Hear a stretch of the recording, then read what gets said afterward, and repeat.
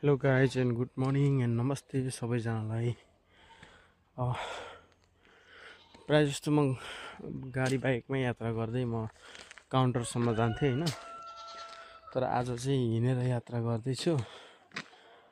हिँडेर यात्रा गर्ने क्रममा चाहिँ मैले एक चिज भेटाएको छु। पहिला पनि हिँडेर जाने यही बाटो त हो होइन।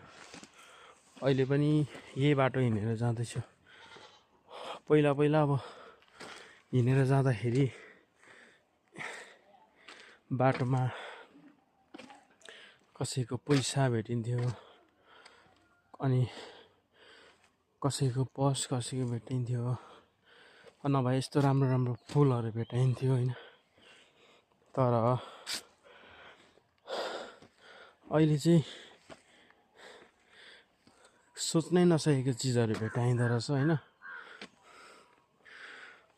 त्यो चिज देखाउँ कि नदेखाउँ भन्ने भयो क्या।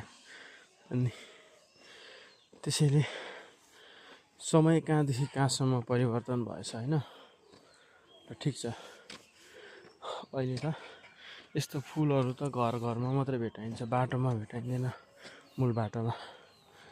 पहिला जस्तो भने चाहिँ सबै ठाउँ भेटाइन्थ्यो होइन।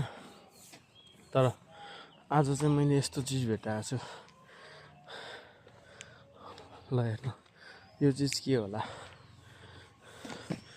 मैले जनचेतना भिडियोको लागि मात्रै मैले टिपेर तपाईँहरूलाई देखाउनको लागि बोकेर हिँडेको।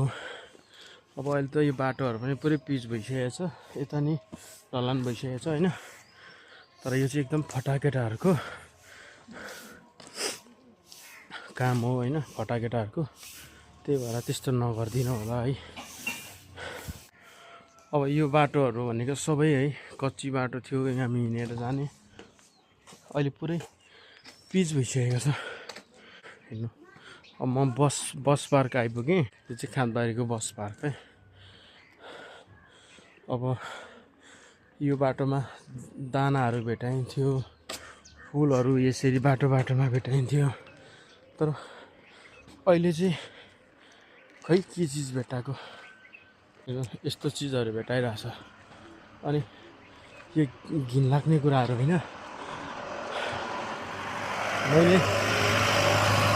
मैले यो कुरा किन मैले तपाईँहरूलाई मैले देखाएको भने फेरि अरू बच्चाहरूले नटिपोस् भनेर चाहिँ मैले यो डस्टबिनमा हाल्नको लागि बोकेको है।